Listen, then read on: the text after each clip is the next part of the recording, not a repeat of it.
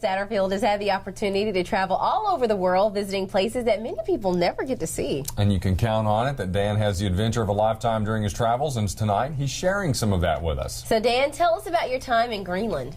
Well, in the last 12 months, I've had the opportunity to travel to the bottom of the world and this summer to the top of the world, and I've met some of the brightest scientists on the planet. And some of these scientists are really quite young, and they're amazing.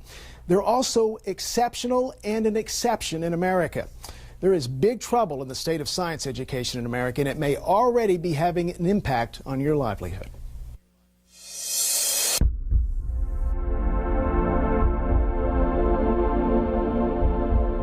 They're going to places that most people will only see on the Discovery or National Geographic channels. Just a few years ago, Kyle Story was in high school in Montana. Here, heading to the South Pole Telescope. Now he's working at the South Pole Telescope trying to answer the greatest riddle of 21st century science.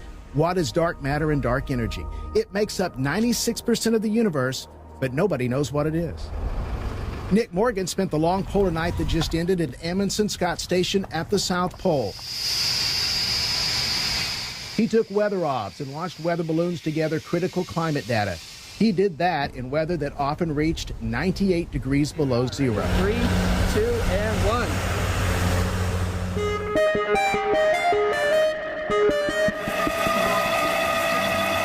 1. In Greenland, I spent 2 weeks on top of the ice cap with a group of mainly young scientists who were drilling the deepest ice core ever recovered from the top of the world.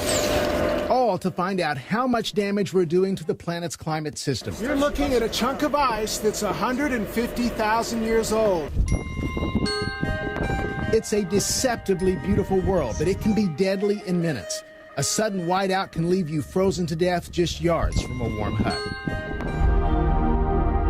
Lots of young kids in America dream of adventures like this, but they have a big handicap. The U.S. now ranks 48th worldwide in K-12 science education, and American math scores are below at least 30 other countries.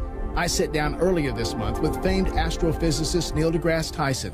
He's well aware of the problem. Yeah, I'm a little scared of the future of America. A backlash against those who are not only sort of smart or knowledgeable, but who take those smarts to put distance between themselves and others. And so in that regard, I'm kind of anti-elitist. Because science is not just we're here and science is there. We're embedded in a scientific world at every turn you take. And I'm distressed by how little of that people know and understand. And later this week, I'll have more from the bottom of the world, the top of the world, and more of my chat with Neil deGrasse Tyson. Back to y'all. Now, WHNT News 19's Holiday Lights Showcase, brought to you